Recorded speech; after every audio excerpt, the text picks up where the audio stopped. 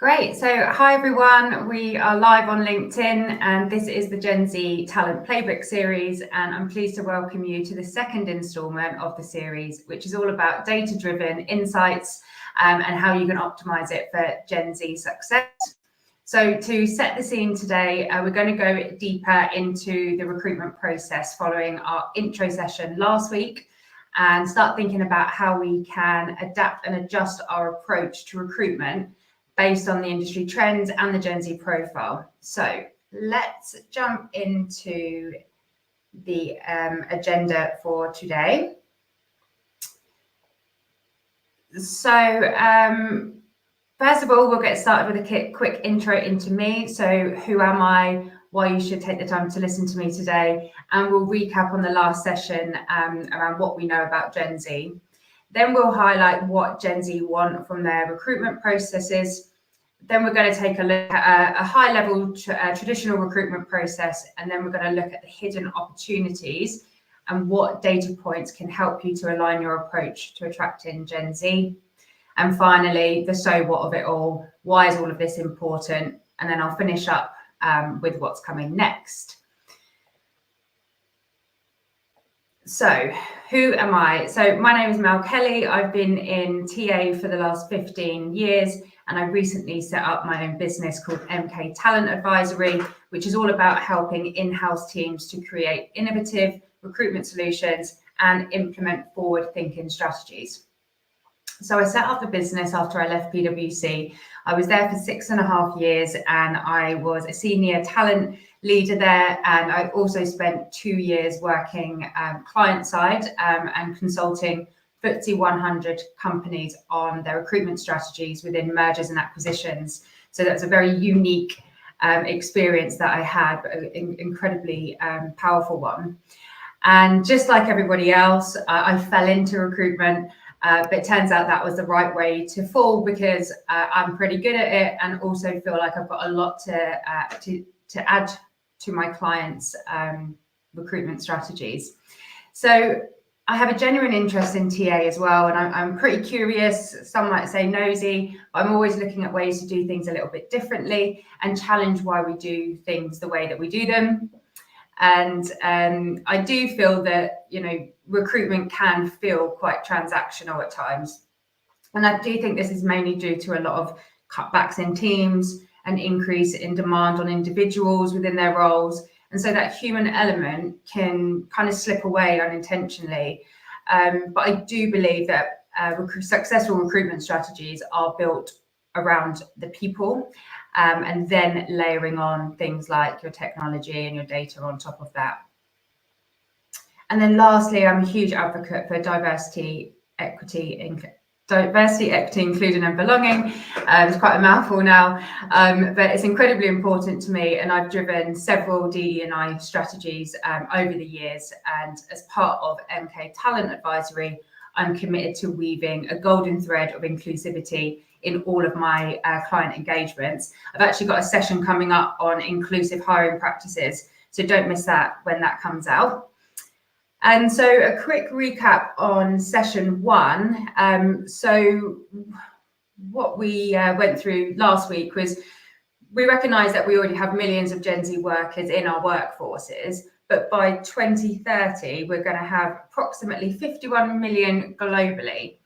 So just like we've done with boomers, Gen X, millennials, we need to understand what attracts them into our businesses and what is important to them so that we can adapt our approach accordingly. So we know that Gen Z are digital natives. They've only lived in a digital world with the internet, with smartphones and instant access to information. They're the most diverse generation yet, with inclusion, fairness, and meaningful work at the heart of their values. And their expectations on employers is to have seamlessly integrated technology, be AI enabled, along with authentic employer branding and a genuine culture of flexibility and individuality. So it kind of sounds like a lot, but we have a unique opportunity in talent acquisition to really make a difference, because recruitment is the first window into your organization. So let's not underestimate the impact that we can have on our prospective candidates. Again, as I mentioned in my last session, I recognise that when we're discussing groups such as Gen Z, I'm not implying that this is representative of every single person that makes up the Gen Z group. There are, of course, generalisations that don't fit everyone. And similarly, I recognise that other generational groups likely share many of the same traits and wants and needs and desires as Gen Z. But what I am basing my approach on is how, if you know your audience well enough and leverage your research and surveys, how this can really inform your thinking about how you approach your strategy. So that's what these sessions are really all about. So moving on to, what do Gen Z want from their recruitment process? Trying to manage a couple of screens and slides here, so bear with me when I pause. Okay, so there's a few things that are important to Gen Z, and we can use this information within our processes if we just think about things a little bit differently. So we know that Gen Z want things on the go. So are you mobile optimized? Can candidates apply on the go? Can they do video applications or interviews? And can they complete their assessments on their phones or on their tablets? They value speed and efficiency. So how quick and efficient is your process? So bear in mind, 3/4 of Gen Z surveyed in one report said they would abandon an application if it took more than 15 minutes to complete. It's not a long time to kind of keep them engaged.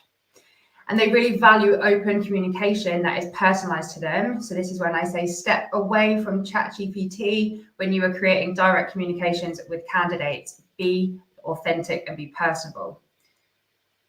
So also be open and transparent about the recruitment process, because this is going to really help manage expectations. If you let them know the rough timelines and, you know, communicate no update if there is no update. I think that's the oldest rule in the book, but just making sure they're not left hanging, because they will lose interest very quickly and potentially go somewhere else. I've seen loads of posts about ghosting recently on LinkedIn as well, with candidates and recruiters. So let's try and stay away from that. And then how you use your digital and social platforms to engage with them. So how can you meet them where they're at? How can you feed them information about your business instead of maybe posting your adverts on traditional platforms that aren't necessarily landing with them? So I'd urge you to try and think creatively about your go-to-market strategies. And they want to see authenticity and inclusive processes and practices throughout the recruitment process, which align to your culture and your values. So you'd always have this at the front of mind when you're reviewing your processes. So now we know what Gen Z are looking for. How can we use this and data in our approach? So first of all, I just want to also say that we are not using data to identify the ages of individuals and put them into groups like that. What we're doing is learning about the preferences of our potential future employees and then using several operational data points to inform how we can successfully execute recruitment. So just want to make that very clear that, yeah, we're not trying to box them into age, because that would not be ethical or correct. So when you think of recruitment, most of us will think of this typical recruitment process, which highlights the activities needed to execute recruitment. And on its own, just purely looking at it like this, you will successfully post jobs, you'll get applicants, you will fill jobs at some point. But what you won't have just by focusing on recruitment at this level is the perfect process, but it will do a job, but it's the transactional side of recruitment. If you start to layer data over these sections, then you can become far more strategic. So the issue with not looking at your data and it being a bit more transactional is it's hard to have meaningful conversations with your stakeholders. So when you start hearing pushback such as we're not getting the candidates, or we had a great candidate and they dropped out, or they declined our offer, or why is recruitment so slow? When you're in those conversations and you don't have data, it can kind of make you feel like you're stuck in the dark a little bit. So it's really vital that we can understand our recruitment data so that we can have data-backed conversations and then make the required changes to improve.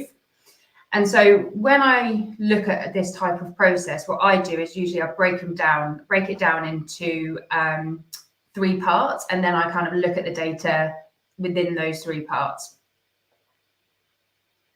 So on this slide, what you'll see is that I've taken what Gen Z want from the previous slide that I've just shown, and then I've broken that down into different sections of a recruitment process where you have an opportunity to influence, and also where you might have data that can help to drive your decisions and your approach to recruitment. So let's walk through these. There's quite a lot on here, so bear with me, and I hope I keep your attention all the way through this, because I do think that these insights will be really useful, and will just kind of give you some food for thought. So at the start of the process, going back to on the go, so there's a few questions that you can ask yourself here. So are you mobile enabled? Might sound like an obvious one, but does it actually work? When was the last time you tried it? Is it clunky? You could get people in your team to, make applications and get reviews on how useful is that process. And then from a data perspective, it is useful to understand, how important is it for you to be mobile optimized? Because where are you getting your applications from? Do you have any data that shows whether they're using mobiles or desktops to apply? And also, do you see any correlation between a particular job or a function where they perform better using mobile devices, or even just, how their applications come through to you? So on digital and social, so just we'll pinball across here. If there's any Gen Z watching, they might not know what I mean by pinball, but digital and social. So do you know where to advertise? And how are you leveraging your source data to inform this? So understanding where candidates apply from means you could be far more targeted in where you advertise and where that money goes on spend. Speed and efficiency. So looking at your application data, do you know how long it takes to apply for your jobs? Do you know how many incomplete or abandoned applications you get? And depending on your application process for different functions and grade levels, this information can really help you understand where you might need to make some improvement. So if people aren't completing their applications, is it too long? Is it not mobile friendly, etc., etc.? So open communication. So do you know what happens when someone hits the submit application button? So do they get an automated message? What is in that message? Does it provide contact details for any questions? Does it provide next step information? So even if it's an automated message at this point, this is a really great way to start things as you mean to go on. So being very open and transparent on what the next steps are and how long it might take them to wait for a response. So as you can see, just in this attraction application section, there's numerous opportunities to use data to support more effective recruitment and just to adjust your approach to maximize engagement in the early stages. So moving on to the screening and selection. So which sources does your audience engage with the most? So who is converting from application to a screening shortlist? And so looking at your source conversion data is a really great way to identify high performing sources and successful application processes as well. People that fall out in those areas might not be where you want them, and if they're not converting into a screen, then maybe that isn't quite the right source. That might not be where you're getting the right applicants from. Transparency and personalization. So when you start to screen candidates, this will generally lead to your first one-to-one interaction, such as a screening call. So now is the time to really set a standard, be authentic, have transparency, engage them as an individual and not as a set of skills, and just be honest about the timeframes and the next steps in the process, because this will just help manage their expectations and give them a clear guide of communicating with you as and when they need to. And then speed and efficiency. So timely recruitment processes are key. So this next bit is about how do you know how long it takes for a candidate to go from application to screen to a hiring manager review to an interview? And then where do you lose people in that process? So conversion dropout data can be really effective in identifying where you lose people during the screening and selection process. And then it can help you to understand why this might be happening, and you can drill down into each of the kind of more granular stages to see what might be happening there for them to drop out. And then this is also a really good time to be looking at KPIs and SLAs where you have them. And if you don't have them, I would encourage you to get them embedded, because this is really great for accountability, but also to identify gaps in your process and also any training needs that you might need in your recruitment team or hiring managers, etc. Again, so how are you demonstrating your values and your culture and your inclusion throughout this process? There's a lot of opportunity throughout this process to ensure that you're living up to what you're selling. And so you might want to ask yourselves, what has the communication been like from recruiters? Are your hiring managers living up to their part of the deal, such as timely review of CVs, making time for interviews, and providing constructive feedback? Also, is there representation at interviews? And what data do you have that can monitor and review this? Because this will all be creating the candidate experience and also impacting the efficiency of your process. So then we move into offer and onboarding. So like this is crunch time. We think about who we're going to offer, and the big question is, are they going to accept? So just as I mentioned, depending on the previous steps in this process, how transparent you've been, how you've demonstrated your culture, all of this will play a big part as to whether somebody is going to accept your offer or not. And ultimately, it's whether they see themselves working at your company or not, and if the salary offer is good enough. But this isn't just the responsibility of the recruitment team. Everyone plays a part in this process. So the experiences that a candidate goes through is going to be a huge deciding factor. And that's why having a cohesive and collaborative process is so important, and why having data backing it up is going to really, really help you to keep improving and adapting. So in the offer and onboarding section, the kind of data that can be really helpful is looking at your interview to offer. So do you know how many people are converting from interview to offer, from offer to starting? And then once you've offered someone and they accept, just don't let them fall into that black hole between accepting an offer and starting, because a lack of engagement here can really impact whether someone makes it to day one or not. So this has always been a funny one, is that recruitment think it kind of goes into maybe HR. HR might think that this is for recruitment. There might be an onboarding team that thinks it's their job, but it's just really important that whoever it is, that's very clear with everybody in that process of who is communicating with that person during that month, 3 months, 6 months, depending on their notice period before they start. Because again, this all of this will ultimately, hopefully, lead to your candidate starting on day one. So just a few data points to cover off there, and then what you'll see just appear now as I click to the next slide is this orange line across the top, and ultimately everything you do during this process will impact your time to hire. So understanding this and identifying your bottlenecks is key to having a really prompt time to hire. Again, tapping into that speed and efficiency that Gen Z are looking for.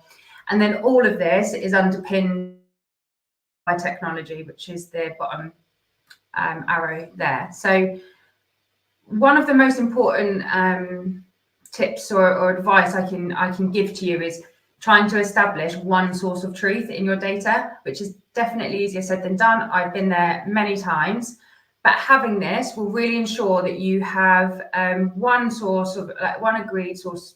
That doesn't make sense. one source of data that has been agreed with your team, with your stakeholders. And what you can do is use this data to track performance. You can provide reports on this. And ultimately, if you know you've got one trusted source of data, then that will inform the story that you're telling and will inform the performance and how well you're doing. And then you can make the necessary changes. And don't worry, if you have no tech or are less established, or maybe you're using manual trackers, there are still ways that you can develop a data picture with whatever it is that you're using. I've been in this position myself.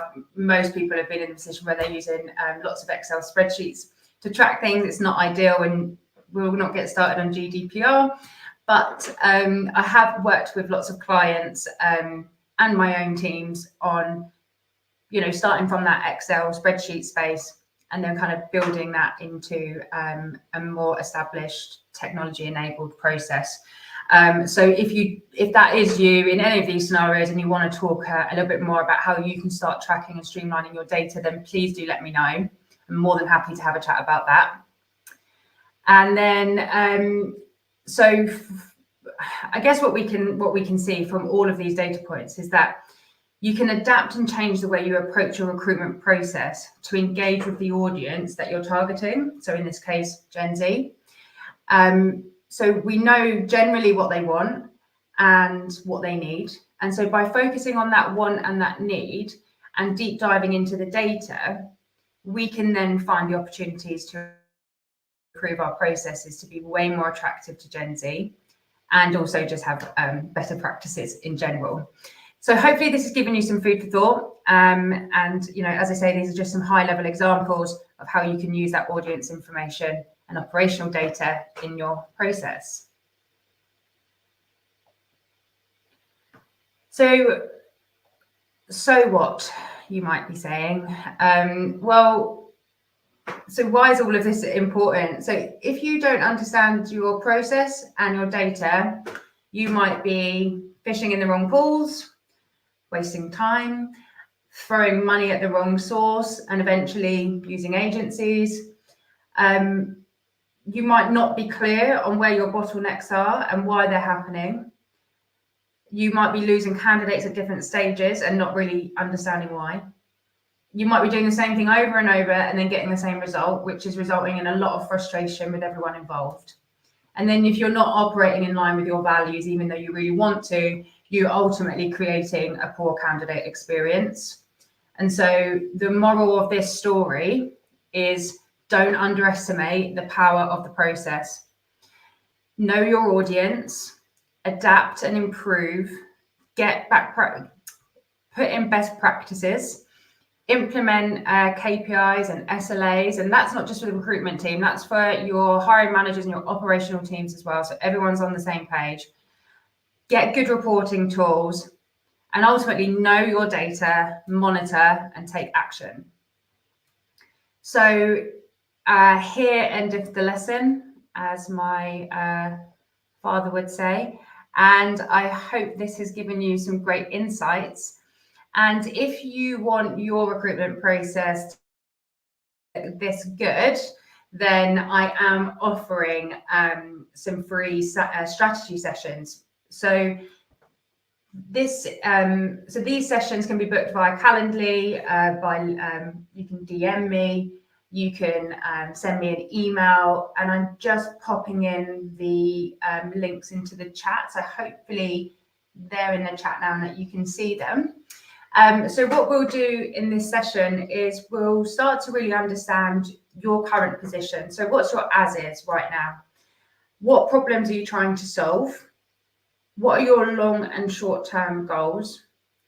Let's try and identify what utopia looks like, and we can try and achieve some form of that. And that's kind of what we call your to-be position. And then what I'll do in this session is provide you with my recommended next steps, and so you can tackle these problems head on. So please do take advantage of these. As I say, they're free. There's no obligation to do anything afterwards. It's just so that I can help you to kind of go a bit deeper into your recruitment strategy. And then, so what's next? So the series isn't over. We've got lots coming up. So the next session is about designing the Gen Z candidate journey.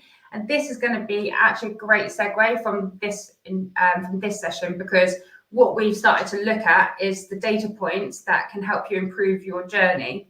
What we'll do in this session is actually look at the moments that matter to a candidate, and how, as a recruitment team and hiring managers, we can really optimize and maximize the impact that we have on their experience. So this is going to be an article form. So you don't have to listen to me for 30 minutes next week.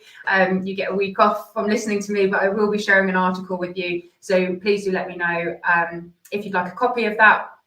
And then the upcoming topics are just there. So we're going to talk about our employer branding, how we can be authentic in that for Gen Z, really looking at our internal mobility as well. And the skills first piece from last week's session will kind of feed into that one. Inclusive hiring practices, my favorite topic. And then tech-driven talent and agile recruitment, so how we can stay ahead. So that is everything from me. I hope that you have enjoyed the session. Please do let me know if you would like to discuss anything further with the links that I've popped into the chat. And also, if you've got any feedback about the sessions, what you're finding useful, what you maybe would like to see more of, then please let me know. But otherwise, we're just coming up to that half an hour mark, so I've kept in time, and I hope you have a lovely rest of the day, and I'll see you at the next one. Thank you.